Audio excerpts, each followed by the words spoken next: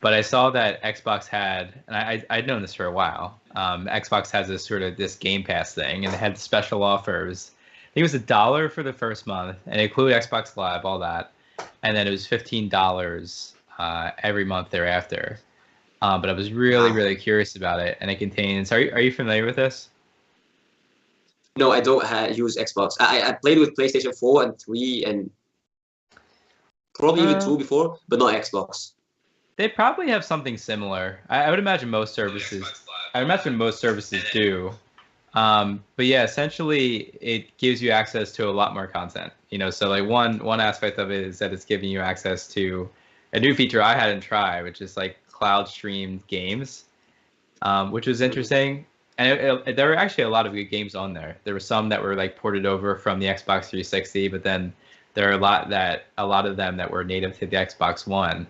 But it gives you the ability to sort of, because these games, like from being a gamer, like they're huge now. They have not only are the Yeah, games themselves huge and they take up tons of hard drive space, but yeah, that's for also sure. the patches and everything. So they give you the ability through this Game Pass program, and again, I think PlayStation and other platforms probably have something similar, to where you can just stream the games. Um, and there's a pretty So big library. by streaming, does it run on your hardware, or as if you're like playing off someone else's server? That is really interesting. I know you and I kind of nerd out on that stuff. I basically did this right before bed last night, but I'm genuinely curious to see what it's actually doing in the background. Like the load times are Yeah, I mean, pretty like it good. might be something like the 3D experience platform where you're not running most of the calculations on your device. It's more of on the server, on the web. So I think because I know that NVIDIA has a like a subscription-based model, something like that, where you don't download the games on your device. You just play the games online via an internet connection, Mhm. and it's exactly just streaming. So the FPS is determined by the internet speed, not by the hardware you're using. Yeah, it's interesting. It's funny. I was talking to at 3D Experience World. I think this was actually like part of SolidWorks Live. I can't remember if it was part of SolidWorks Live or if it was before, and we were just sort of getting to know the different guests before we did the stream or anything. But I remember they were talking a lot about um, cloud computing, and yeah, that this sort of idea of where the processing is actually occurring. I'm curious about that and how that would work at a software level on the Xbox now. It did perform really well. Like I wasn't seeing it like skipping frames or anything weird like that. I didn't see any sort of performance lag in any regard. And I'm actually on my Xbox. I'm just using my Wi-Fi, which is pretty good usually for like a pretty good ping. Um, when I'm like doing like let's say I'm playing a multiplayer online game, it's usually pretty good. But yeah, I'm curious to see exactly how they accomplish it. Like they have this little screen that says it like it's kind of corny. It has this little plane that's sort of flying as the game's loading. It's kind of teetering back and forth, and it says cloud gaming, and then it does that for about a minute, maybe a little less, and then the game just pops up as if you had just bought it at the store.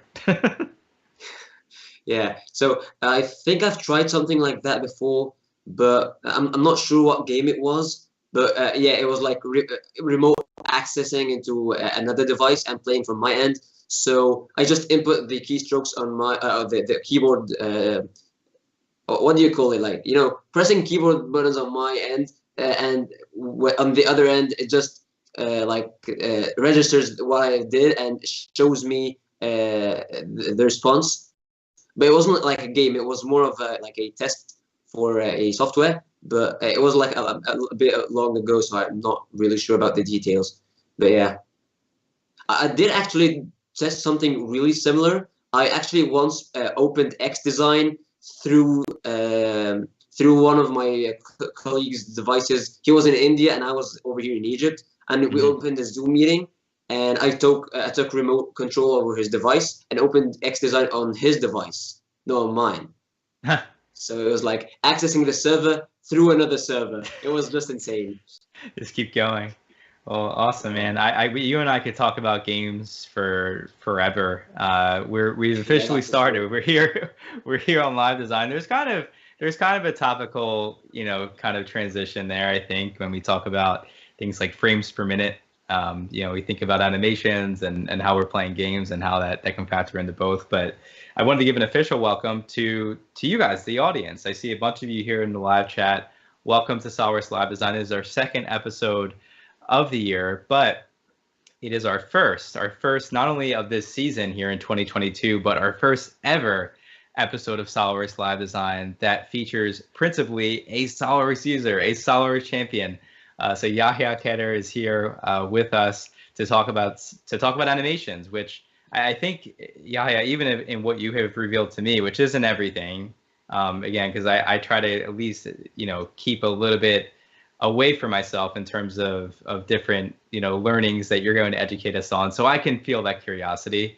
But I think what you've told me is that some of these tips and tricks that you're going to explore are very translatable, like whether you're using SolidWorks 3D CAD, right, or if you're using an app like Composer or Visualize. There's these sort of translatable elements to what you're doing. So yeah, just give us the floor is yours. I've already talked too much. Tell us a little bit about yourself and what you want to explore today. Yeah, for sure. So I'm Yahya, as Joe said. I'm a electronic engineering student based in Egypt, and I started using animations a bit over 2 years ago, I believe, and they're just fascinating. The more you learn, the more you realize that there's still more to do. And what I'm really into today is not showing how animations are made, but showing what are the very small niche things that you can change in your animation that's just going to take it to a new level. Like it's going to skyrocket the animation. And the other thing I want to focus on is what you said, Shona, a while ago, which is it's not limited to one version of SolidWorks or one edition of the software. So whether you're using, for example, SolidWorks 2022 or even SolidWorks 2000, or even you're using the professional edition or the premium or even the student edition like me, it's applicable to all versions and editions of SolidWorks. So you might think of these as like changes to your workflows that will just change how the output will be, but those changes don't rely on anything but your imagination. Yeah. And as we go, right, these sort of tips, I love the way you're framing this. Like these sort of tips are, I think, our favorites. When you think about tips and trick sessions, first of all, those are always the best. But also the idea that you are exposing us to different tips that almost no matter what you're doing, no matter which types of animations you are trying to accomplish, you can make them that much better with almost relatively little effort or little little tweaks here and there. And I think that is really exciting. And this idea that you can do this, if we just stick to SolidWorks 3D CAD, its own animation package, you can do this with almost any edition of SolidWorks. I love how universally you've planned the content. So, I mean, what do you want to show us first? This is your show. Okay, so I want to show something very simple, but that's something very famous at the same time. Or I mean, everyone does this thing all the time when he wants to make like a fast animation of anything, which is a turntable animation. So, for example, if I modeled this laptop in front of me, for example, and I want to show it to someone, the fastest thing that comes to anyone's mind is a turntable animation, just a 360 view of the thing in himself. And for this thing, I'm gonna use this Rubik's cube that I've got over here. So this is a model I made a while ago, and for most of the time, this is what we end up seeing. So this is the easiest animation you can do in SolidWorks. It's probably gonna take, I don't know, like 5 seconds, 10 seconds max to do something like this, and it does what it does. I mean, like you do have a 360 view of the model, but when you like look at the very details in the animation, you're gonna notice that first of all, the shadow, it's looking a bit weird. So here you can see the shadow, and then you don't. Yeah, and then the second thing is, yeah, I mean, like you're not looking at the model from the same altitude. you're looking from a bit up, and then you look at the model from the down, and then it's not consistent. And the Disorienting. thing I want to do is take this, which is a very simple workflow, to be honest, as I said, 5 or 10 seconds max, and just tweak it a very little bit to end up with something like this. So as you can see here, the difference is amazing. So Yeah. first of all, the shadow is consistent. The altitude of which you're viewing the model is also consistent. You're not looking from different angles at the same time. I'm just trying to do something very simple. And there are multiple ways to do this, and we're going to go through right now. So let's get into SolidWorks, shall we? Sure.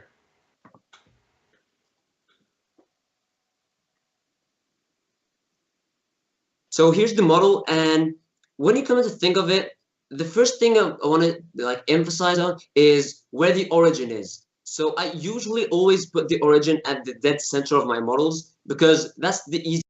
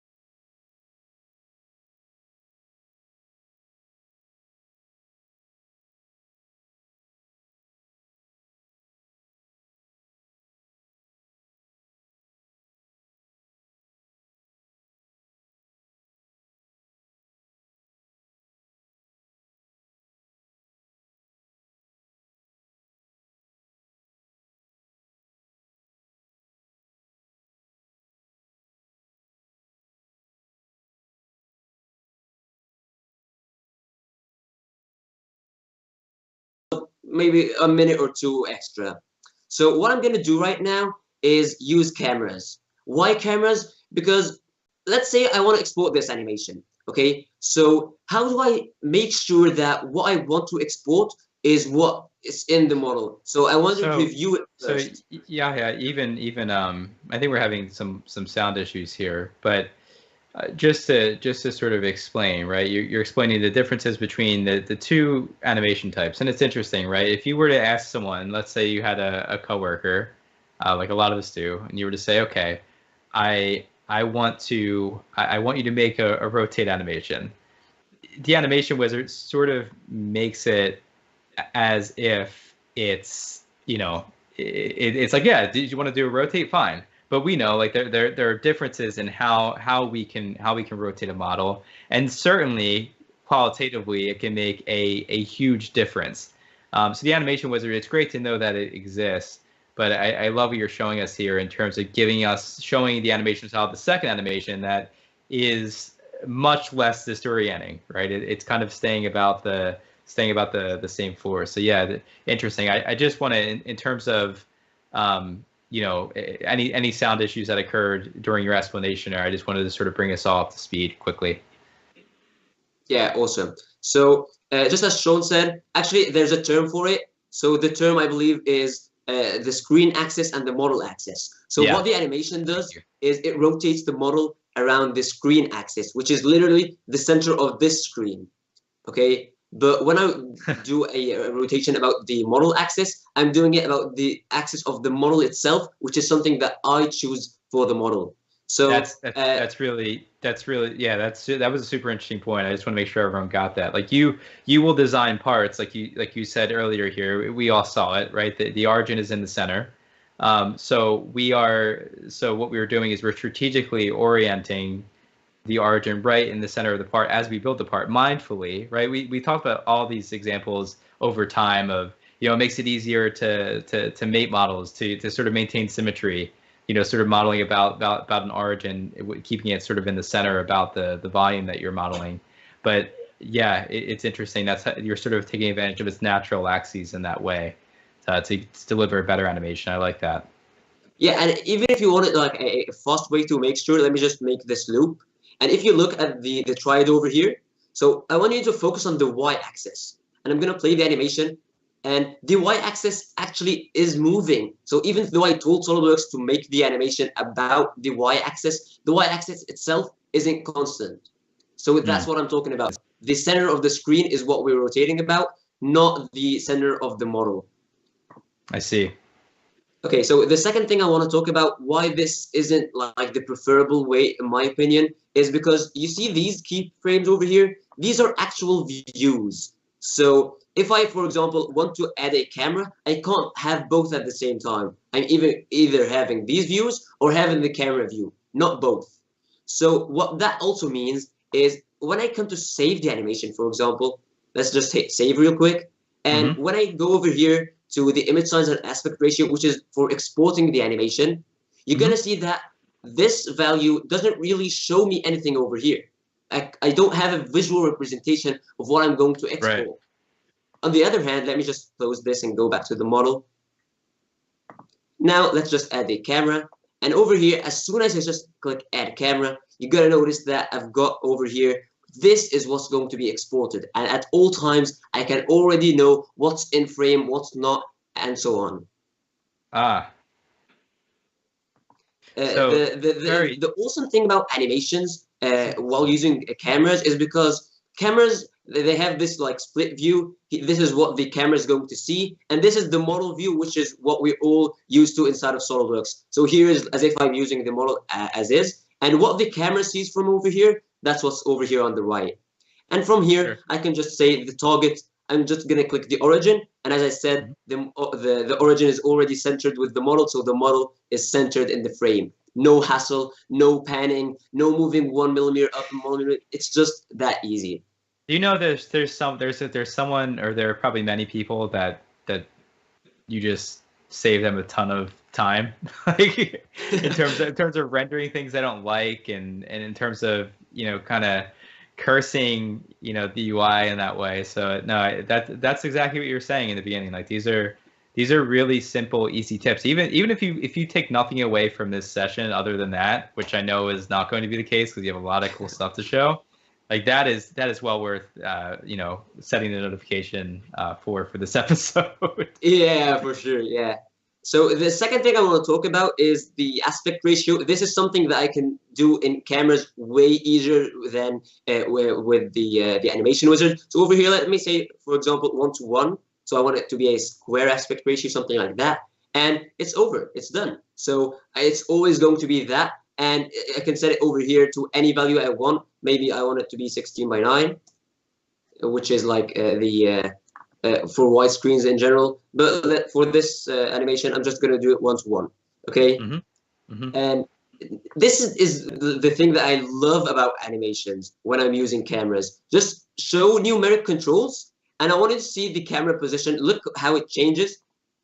Now I've got more options, and these options are to control the camera precisely. So I'm speaking for myself right now, and I just love adding values to anything. I just fully define. If I can fully define SolidWorks, I'm just gonna fully define SolidWorks. Yeah, that's for real, because it just makes it easier to change anything later on. So for example, if I have a camera at this angle and I want to change it throughout the animation to another angle, if I'm doing it without a camera, it's going to be like panning and rotating the model by hand, which isn't precise. I can't replicate that. But over here, I can just enter any value I want.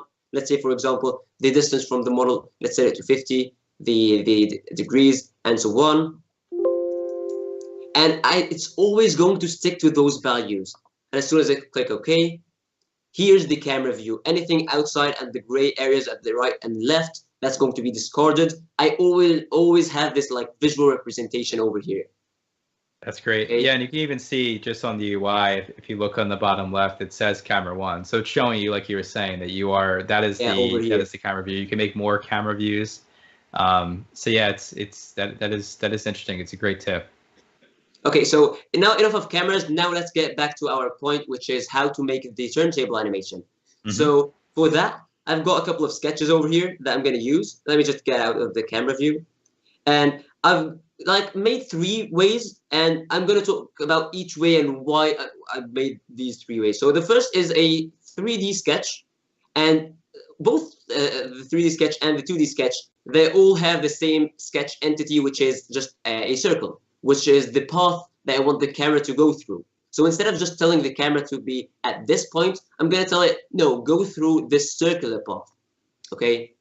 So why did I go with a 3D sketch? Because I just didn't want to go through the hassle of making a plane a bit higher than the model so that I can look at the model from the top and that kind of stuff. I just said, let's go with a 3D sketch. And here there's a 3D sketch, as you can see, of the circle. And all I have to do is just go and edit the camera I just made. And I'm going to set the camera path, so the position of the camera, instead of doing it by values, another thing is to do it by a selection. So I'm going to position it on this.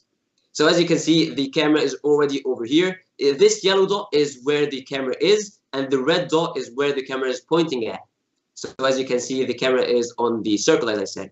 But there's a small glitch or an issue with cameras on circles that are made in 3D sketches, which is pretty obvious when I start moving this slider, which tells the camera to go along the path. It's as if it's going through like a circle that's perpendicular to the first circle, not the effect that I want right now. Yeah, so I see even though it's a circle, but it's not giving me the effect that I want. So I just wanted to point this out because I've faced this issue a couple of times, and I just didn't want anyone to face it again in the future. So what you're saying, Yahya, is maybe make the plane even though you don't want to. Yeah, exactly. That's exactly what I was saying. So yeah, actually that's exactly what I did. So let me just hide that. And I did actually do the plane over here. I created the plane. And I was wondering what that was for when you first opened up the assembly. I was like, what is that? What's plane 1 doing here? Yeah, so it's actually for this sketch. So let's start with this one. And I'm going to do the exact same thing. We're just going to edit the camera, and I'm going to choose the other path, which is this circle. And this time it's going to work as expected because it's a 2D sketch. And when I move this slider back and forth, as you can see, I can look at the camera, at the model from all different angles. So yeah, much more predictable. But there's another thing I want to talk about, which is if I want to start from a specific position. So right now I'm starting from an arbitrary position over here, and I just can't change that right now. So if you want to start from a specific position, remember that this is a circle. So a circle is a closed loop.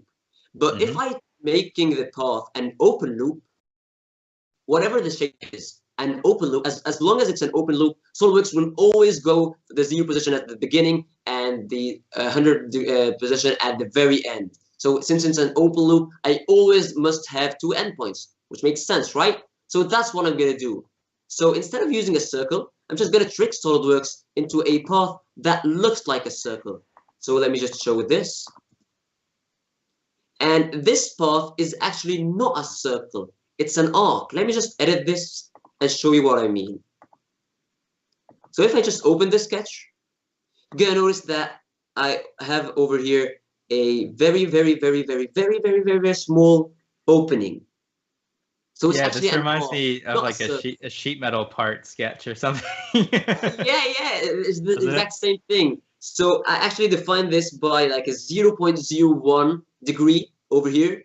And let's say, for example, I want the starting position to be like 25 degrees from over here. Let's change it for the sake of this session to 50, for example. So it's going to start from the 50 position, and the end is going to be at the exact same place. If I wanted to start from a different position, I can just change this angle, let's say to 90, for example.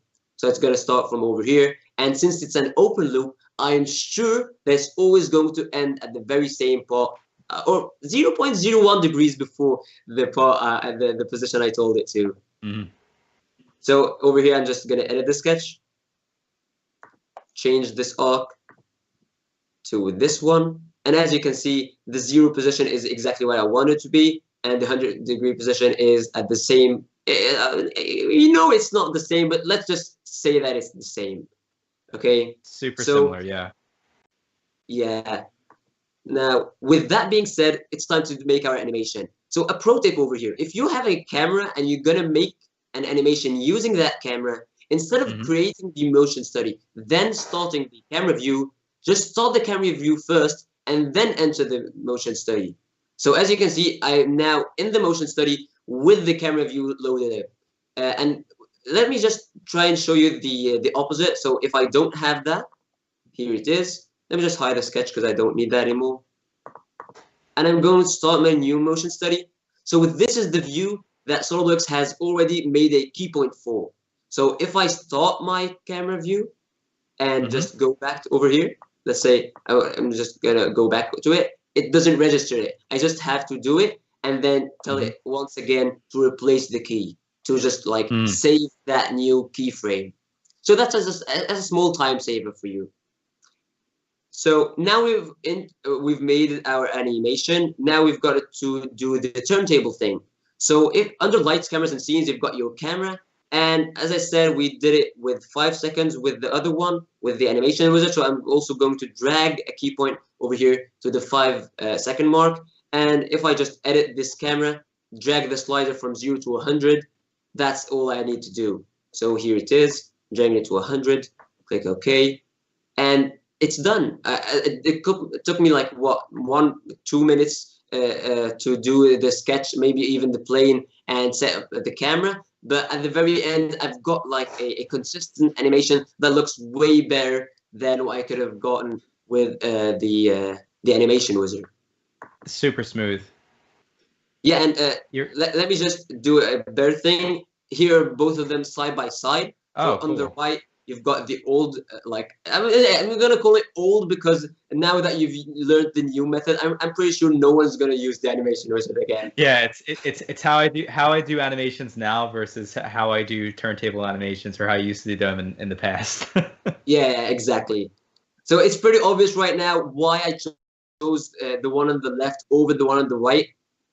And yeah, so I think this is like all of the things I went through were like simple things. I didn't go too much into detail into anything, and it didn't take me like half an hour more into the workflow we already have. But the change or the difference of how it looks, it's like as if I just did a whole new animation, to be honest.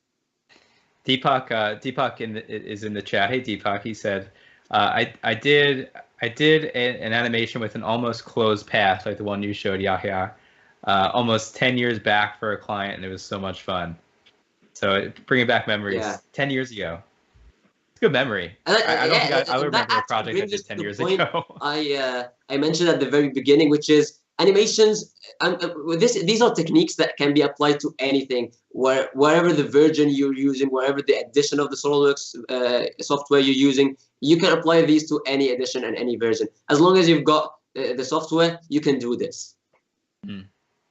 Okay, so now let's move along, because the example I have over here was a cube, and cubes are like generally they're the same from any of the 6 sides, right? But what if I've got like something that's not that that consistent? So let me just close this really quick and open another model. So the thing I'm going to use right now as a model to create the animation for is actually something that's most people might have actually seen before. It's called an asthma inhaler. So asthma inhalers are generally something like you hold, and it has this like tip coming out of it for the mouthpiece, and that tip is like protruding from a cylindrical shape. So if I am using this this model, for example, I'm going to make a turntable animation for it. So most people will have the origin. It might be somewhere offset. For, let's say, for example, if I'm looking for me, it might be like over here, for example, or at the center of this, for example, because most people find it easier to make this tip first. So the thing is, if that's the case, will the camera animation work? Well, of course it's going to work, but it's going to end up looking something like this.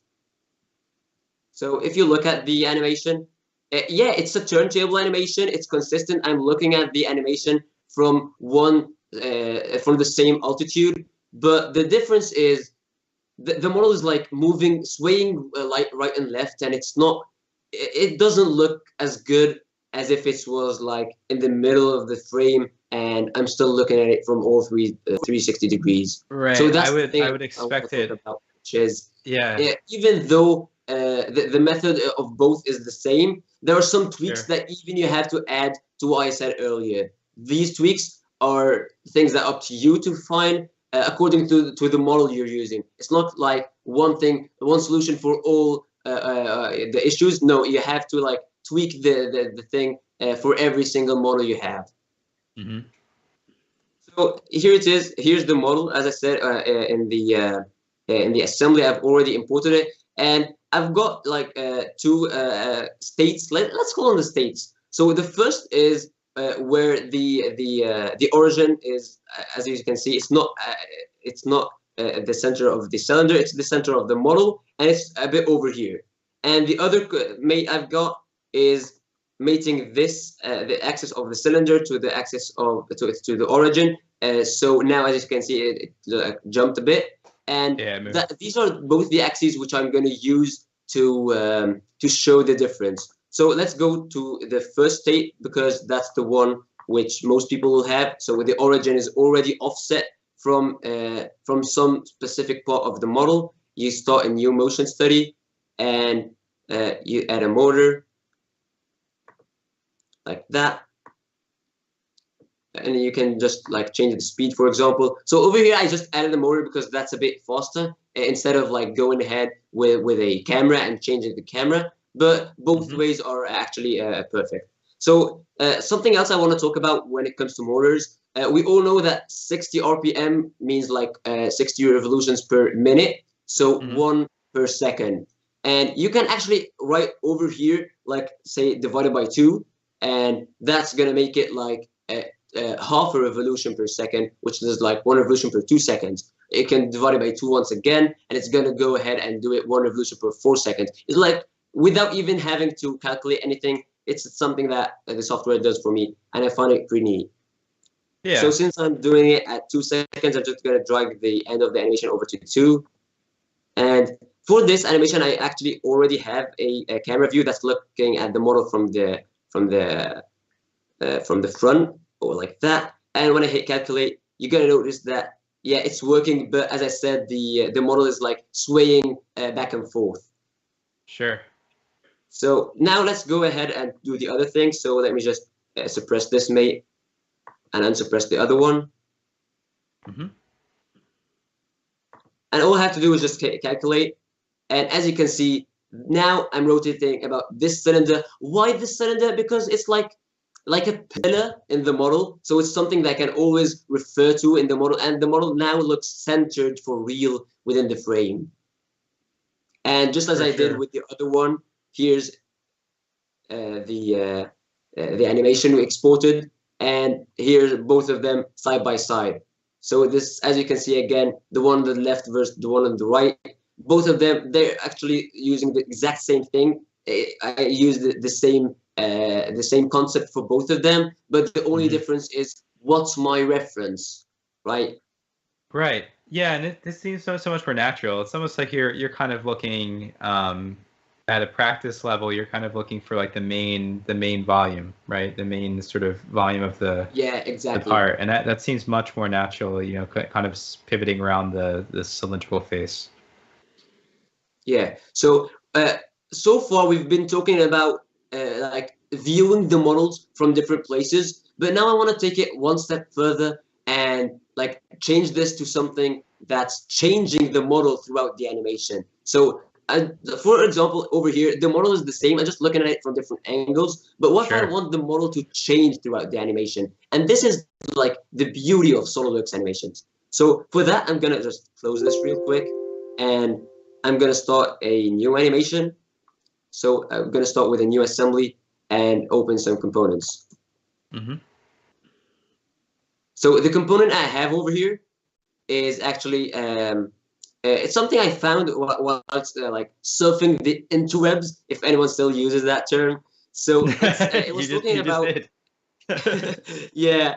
So it was talking about the fonts and how something like the letter D. So as you can see over here, if I turn it like 180 degrees like that, it turns into the letter B. And if I turn it 180 degrees downward, it becomes P, and the other side is Q. So with the same letter, that's something that most designers will be familiar with. Is just depending on the orientation of the letter, you can change it from one to another.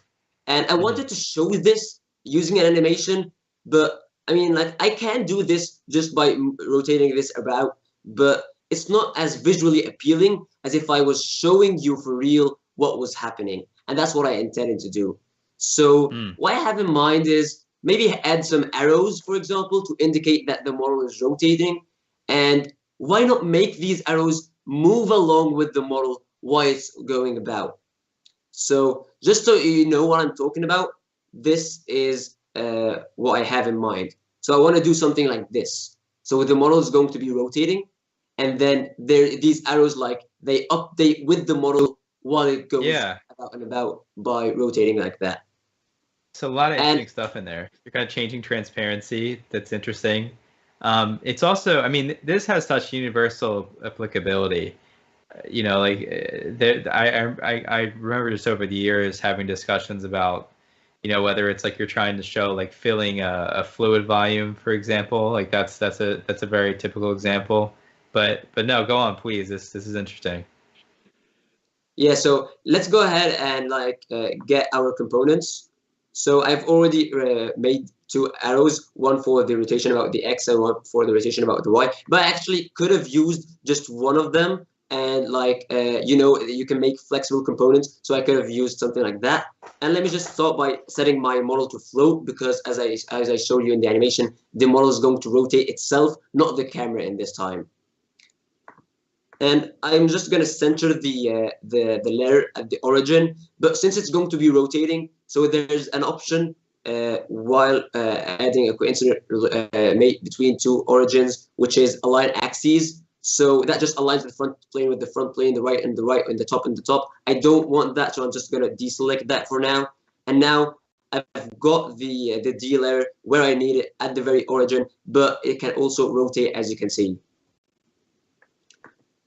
I'm going to do the exact same thing with these two arrows, but I don't want to limit them to the assembly, since they have to be rotating with the layer itself. And Yahya, I just wanted to announce you've hit 100 people on the stream, so that's awesome. That is a really big deal. So congrats, and thank you to everyone for being here. Again, questions, please feel free to populate the chat. You're not at 101, by the way, so. It's 100 others other than myself. I'm also on my phone. Awesome. So let's go ahead and just select the origins. And as I said, I'm going to make them with the origin of the part itself, not the assembly, because I want it to rotate with the part. So when the layer rotates, as you can see, the arrow also rotates with it. And let me just do the exact same thing with this. And as you can see, I'm just using breadcrumbs, which are huge time savers. And just like that, looks like I missed it over here. Yep, just like that. As you can see, both arrows are in position, and when the layer rotates, the arrows will also rotate with it. But that won't help, because I don't see any like regeneration or any rebuilding of the arrows. And that's going to bring us to the second thing, which is animations are one part of the equation. The other part is the model itself, how the model is set up. So in this case, I've got the model, and I have to set it up in such a way that when the layer rotates, these arrows start rebuilding. And this is something that I have to have in mind as an animator while I'm making the part. And for that reason, if I open one of these arrows, These are actually, let me just suppress this last part. You're gonna see that when I suppress that feature, it's actually a full-blown arrow that goes like a bit like 360 degrees, and I'm starting to cut it at some intervals, and that's what's going to determine how the arrow regenerates while the part is moving. So to do Okay. that, I'm going to do, you're going to use something that most people are already familiar with, which is external relations. So I'm going to Hmm. link this part to something here in the assembly. So when Interesting. that layer moves, rotates, that will cause the part to like rebuild these or recalculate those external relations. So first thing, I'm going to edit the component inside the assembly because that just helps me like visualize everything. I'm just going to save the assembly first, and let's go ahead and edit that. And what I need to edit is just the sketch for that extrusion. And when I open the sketch, you're going to notice that it's all fully defined except for where the extrusion has to end. So that's the part which I am going to define right now. Ah. So for example, if I wanted this to disappear, I'm going to do it like this, or like 10 degrees, more and more and more, and so on. And to do Sure. that, I'm just going to link it to something that's constant throughout the animation. And this time it's going to be something in the assembly itself. So one of these planes, for example. So in this case, let's just go ahead with the top plane, for example. Let me just zoom in a bit and get that line. And here I've got an angle. Let's say, for example, I want this angle to be maybe like 10 or something. Let's get it 5 because I want it at first to start with the model like completely not there, completely hidden. And as you can see, now, even though the part does exist, but it's like completely cut out It's fully from cut the away. Yeah. animation. And as soon as the D layer starts moving, it's going to show part by part. And I'm going to do the exact same thing to the other layer over here. So let's just edit the part. And keep an eye on that small thing, that small minus sign next to sketch 3. As I said, it's right now underdefined. But as we all know, we should fully define every time. And that's exactly what I'm going to do right now. So over here, let me just choose both of these. And I'm going to do this same thing with 5 degrees. So as you can see, now it cuts it completely. And when this Fully starts to embellished. Yeah. rotate, it's going to emerge over here. So that arrow is going to emerge. And that's what's going to give us the illusion we need.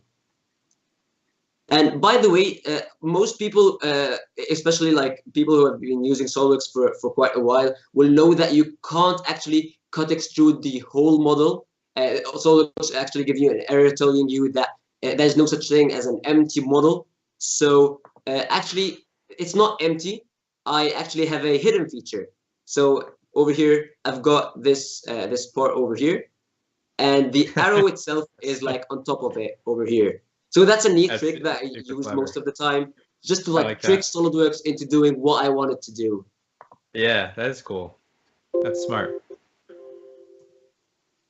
So over here we've got our letter, and all we have to do right now is just set up our camera, for example, or just do it from a view. And in this case, let's just go ahead and do it from this view, start our Notion study. And I already have some axes set up before. So one axis for the rotation about the y-axis and the other for the x-axis. And all I have to do right now is just add some motors. So let's say, for example, I want it to rotate about the x-axis or the y-axis, set the speed. Let's say something like 30, for example. Hit OK. And let's just let it rebuild for once and just see how it goes. And then we're going to go about and do the other one. So just like that, I'm going to hit calculate. Okay, that's weird.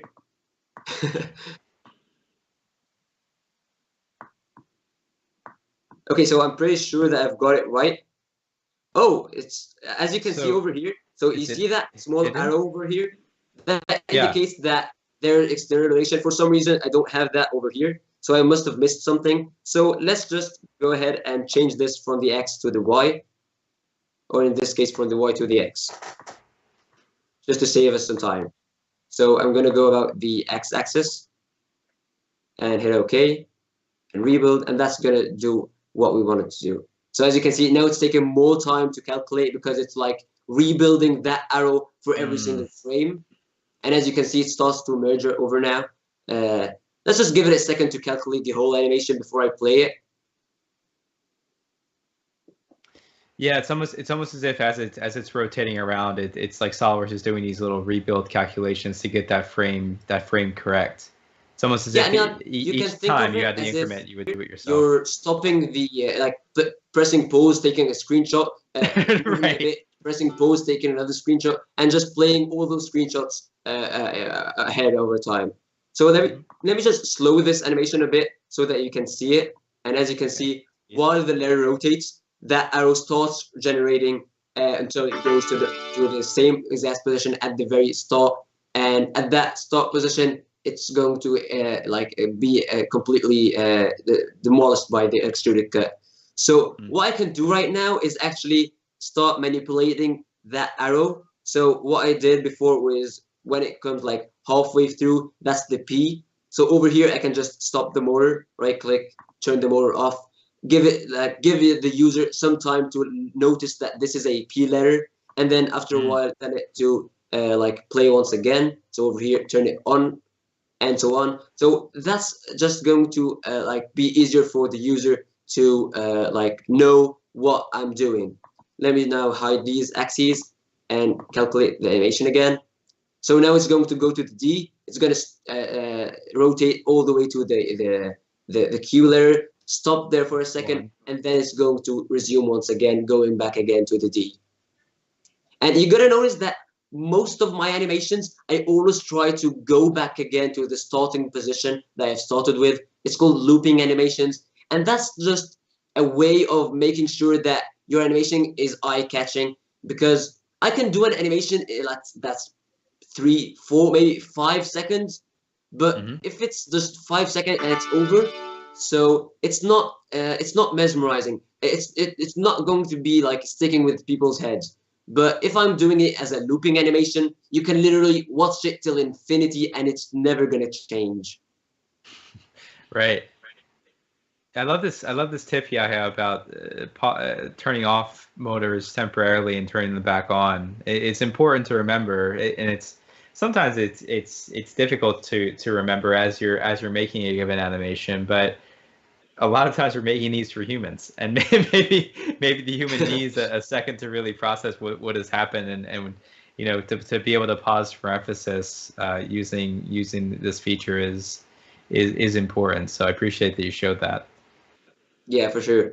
So as I play it over here, so as you can see, it rotates, then it pauses for a while. I now know that that's a Q letter, for example, and then it goes back again. And the thing I also showed in the animation, which was instead of this, as you can see, if I just drag this, so there is an arrow, there's an arrow, there's an arrow, and just a sudden, and there's no arrow. So that just switch, that's very fast switch from being there and not being there. Some people might like it, but personally, I don't like that. It's just too harsh for me. So what I'm gonna do is I'm going to like slightly decrease the opacity or increase the transparency of that arrow as it goes by. So let's say, for example, over here, the arrow is this one. And as you can see here, you've got move, explode, appearance, that kind of stuff. Move obviously changes because the arrow is moving with the part. But what I'm really concerned about is appearance. So over here, let me just drag this appearance just so that I tell Solidworks to start from here, because otherwise it's going to start decreasing the opacity from the very beginning of the animation.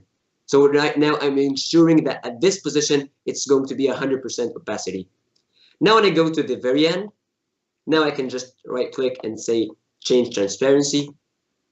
So now throughout the animation, that, as you can see, the green arrow is starting getting transparent more and more and more till the end. I can even set it to hide, for example. It's totally up to you. And that actually appearance can be to, let's say it's a green arrow right now, let's make it red at the very end. Like the possibilities are literally endless. Okay. Yeah, these are all just good mappings for the viewer, right?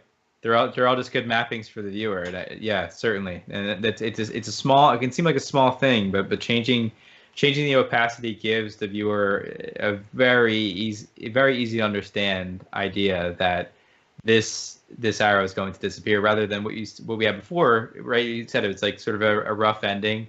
It's the same thing if we're editing, any sort of animation. It could be a video.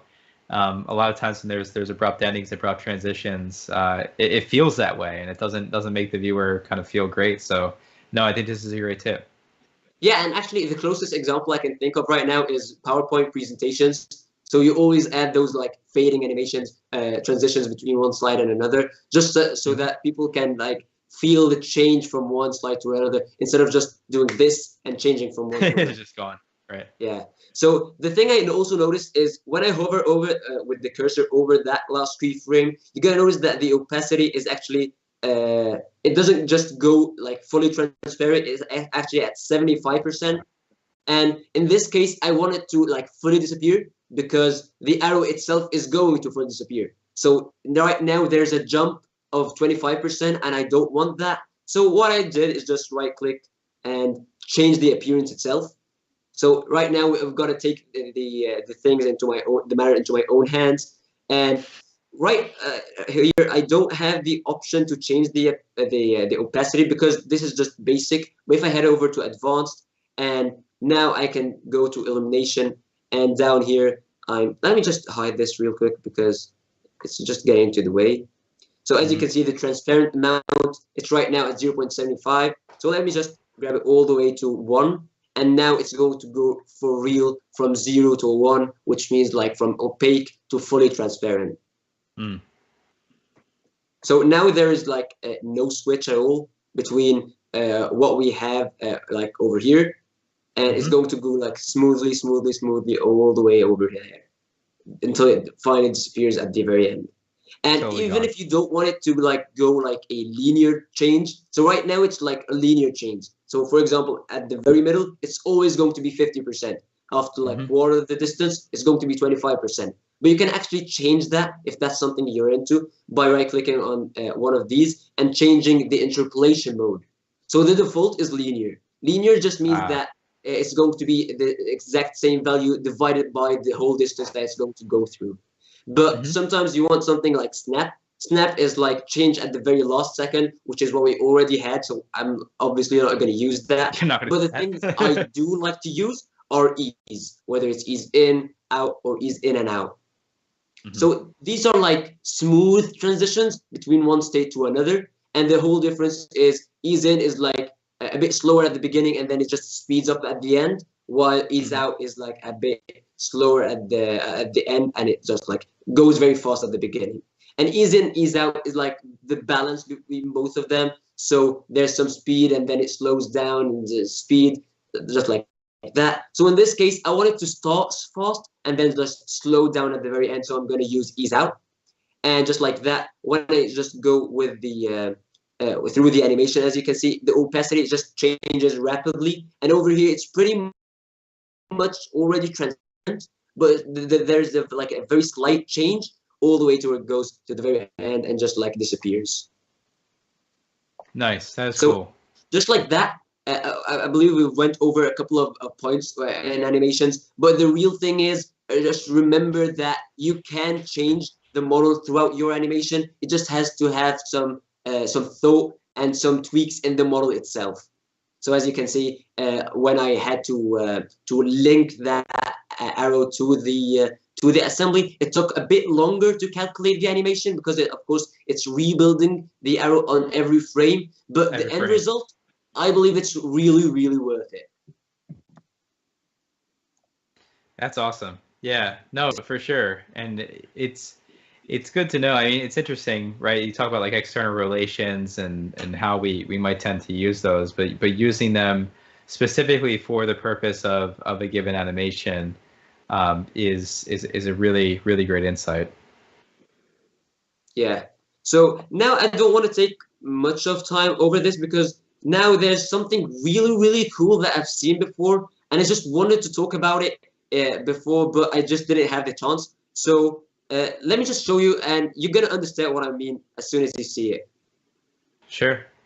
So look at this animation. This is actually running at 30. I'm just gonna just shut up and let you watch it. Yeah, I mean, like, just see it, and you're gonna see it for yourself. Why it's so cool. So this is an animation running at 30 frames per second of this rod or something running at 1,800 revolutions per minute, but it just seems to be like constant. And when you increase it to something like 2,700 RPM, it starts like jumping from one position to another. And then when you increase it even more to 3,600 RPM, it still goes back again to being constant. And it's just like really tripping. And most of us might have seen something like that, whether playing with the fidget spinner when it goes forward, but you see as if it's going backwards, things like that. It really just trips my mind, and I just had to know how can this happen. So I did some research, and I came up with this. So over here, this is a table that I made that shows the relation between the FPS and the RPM that you choose for your models. So let's say, for example, you're working with 30 FPS. Let me just show these crosshairs to make it easier to follow me. So at 30 FPS, if I'm rotating something at 1,800 RPM, that's revolutions per minute. So if I want to see the revolutions per second, I'm just going to divide it by 60, right? So that gives me 30. So 30 revolutions per second.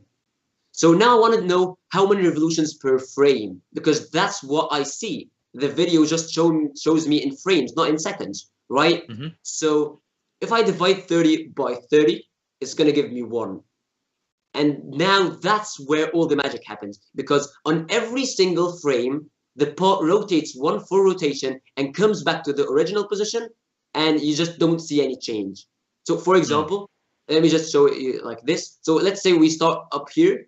We got one full rotation, and then we stop, take an image, do it again, go one full rotation, stop, take an image, and so on, and so on, and so on. So you really don't see any change, even though it's going like blazing fast, right? Yeah, I mean, like 1,800 RPM. That's not a very. That's a massive. That's a massive number. That's a massive speed, but you just don't see it because what you're seeing through, which is the video at 30 FPS, it just can't comprehend what that speed can look like. So now let's change the RPM to something a bit higher, something like 2,700 RPM, and now divided by 60 gives it 45, and that's when it gets 1.5. So that's when we saw it like jumping from one position to another. Let me just show you again so that you can see it. So as you can see, jumping from one position to another. So what's happening over here? Let me just show it again. So we got one rotation, and then half a rotation, and then we stop, and we take a frame. So I only see it going 180, but what it really did, it went 180 plus 360. But because it's happening so fast, I don't see that 360. So for the second frame, I go another full rotation, and then half a rotation. So I get back up again. And that's what we're seeing. We're seeing it jumping from the 0 position to 108 position, even though it's going at a speed that's even faster than the one before. This is a great point, I think, because there have certainly been times that I've experienced where you might just sort of assume that the software is not working, but then you realize that this sort of wagon wheel effect is in a play. Like it is interesting, and that does come up. Yeah, for sure. So now with 30 FPS, even if I increase it something like 3,600, now it's 60 revolutions per second, and that's 2 full rotations. So I also don't see anything. Now let's see at 60 FPS. So now when I divide it by 60, I've got 30. So 30 divided by 60 gives me half. So now I should see half a rotation only. If I increase the speed, now I see 3/4. So now I'm seeing 3/4 of the rotation instead of every single frame. And when I increase it all the way to 3,600, I only see 1 rotation. Enough talking, let me show it to you. So here it is at 60 frames per second. As I said, 1,800 RPM, it's just bouncing between 2 positions. Now around. 3/4, I can see all 4 quadrants, but as I can see, I can't see anything in between. And when I increase the speed all the way to 3,600 RPM, it's just still. Just stays. Yeah. So even though that's tripping, how about this? I'm gonna show you something else. What do you think of this? So if I showed this to someone, he's probably gonna say this is rotating at maybe 30 RPM, maybe even Mm-hmm. 40 RPM, and he's gonna say that it's very slow. But in real, it's actually going at 1,890 revolutions Super per minute. fast. Yeah. It's like Right. blazing fast. But when at 30 FPS, it's like very, very slow. And the reason for that is the same effect, the wagon wheel effect. So let's just see how that can happen.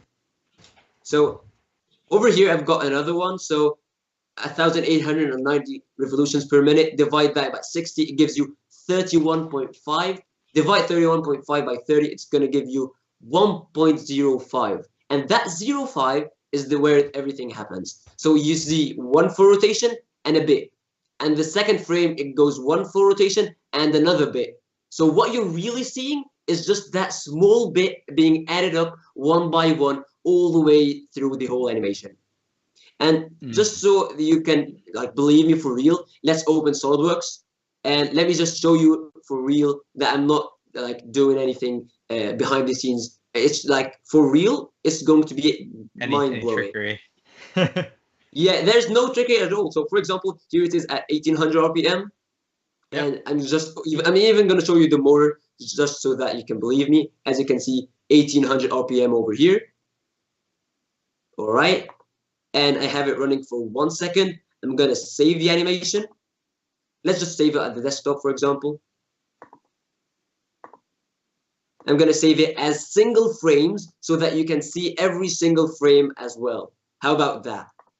So let's just call it wagon wheel effect, the aspect ratio, something like that, and the frames per second, which is what it's like. This is what determines how the effect is if the effect is going to work or not. Let's set it to 30 and click save, and now it's going to save us single frames of every moment in the animation.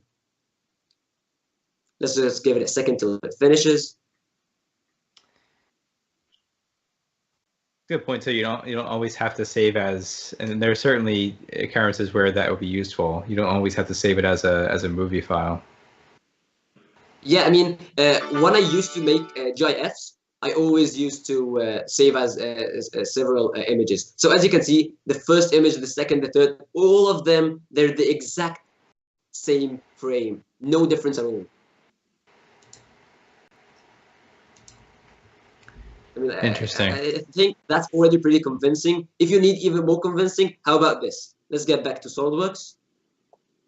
And let's increase the RPM to, let's say, I don't know, maybe do the 1890. Okay, so 1,890. Let's try that. Save the animation. I'm gonna do the exact same thing. Save it as a series of PNGs. Let me just since it's gonna do a bit more, let me just reduce the quality of it and hit save. And now you can see a bit of movement, but it's still going at a very, very high speed, and it's not going to show you the movement that you expect it to, which is like 1,800 revolutions per minute. Right. Yeah. So as you can see over here, so it's these very small, slight change in one another. So here it is, and then a very small change. But what it did in real, it went one whole rotation plus that small change. And over here, it went one full rotation plus that small change, and so on. Yeah, I appreciate you showing us these extras too. Yeah. This is made out to be a really great first champion hosted episode. We've gotten, I think, even more content than we buckled up for. Usually we go about like 40 or 50 minutes, but I appreciate you throwing in these extra tips here at the end. Yeah, always a pleasure. I mean, I can even keep going till tomorrow if you give me time. But obviously, I know you go forever. You love yeah, I mean, like animations. When I keep talking about animations, I just don't stop. So you just come and say, "Hey, that's enough for today. The rest is another time." No, you are awesome. And again, you have certainly you certainly had an audience today. So thank you so much for being our first champion guest for sure. But I think I've been looking, no real questions that have come through, at least lately. But yeah, I've certainly learned a lot just by watching you. Everyone who's here, +1 for Yahya in the chat, just taking the time aside, and also just having the enthusiasm to just jam pack as many tips as possible into around about an hour or so. So, we certainly appreciate it. And I guess as we close up here, Yahya, I wanted to give a shout out to your LinkedIn page. If we could show Yahya's LinkedIn. This is the best way to not only, I think, keep in touch with you, but also follow along with your latest creations, right? Yeah, I mean, if you've got any questions about animations, even about SolidWorks in general, but I love animation questions, feel free to send them at any time. Yeah, so for sure. Yeah, if we could, so we just sent out Yahya's LinkedIn in the chat. I'm sure you will get blown up with tons of connection notifications. Next time you go into your LinkedIn, you'll probably have 100 new requests. So No, I'm yeah, looking forward to that, Sean. absolutely, and I appreciate you being such a great community leader. As we wrap up, just wanted to give a couple announcements. Again, remember to subscribe as well to the channel. Be sure to like the video so it shows up on more people's feeds. I know you guys certainly, I hope, got a lot out of this episode. Hit the notification bell so you get notifications whenever we have new content. But also wanted to give a shout out to upcoming episodes of our live streaming program. So next week, actually this upcoming Thursday, we'll have the next episode of SolidWorks Live, which will be focused on XApps. Maybe you saw a presentation of X Design 2 years ago on main stage. Maybe you have the maker offer today, in which case you do have apps like X Design and X Shape. What this is meant to do is bring us all up to speed on what's best, in terms of workflows, features, latest and greatest with our X apps, which include X Design and X Shape, in a really fun way where we debut our XWorks superheroes that kind of guide us along, in terms of how X apps can help us, design, create, and build products better and more efficiently. So definitely check that out. That is this upcoming Thursday at 11 a.m. And then as far as live design goes, we have a special April Fool's episode. So we have live designs this year on Fridays.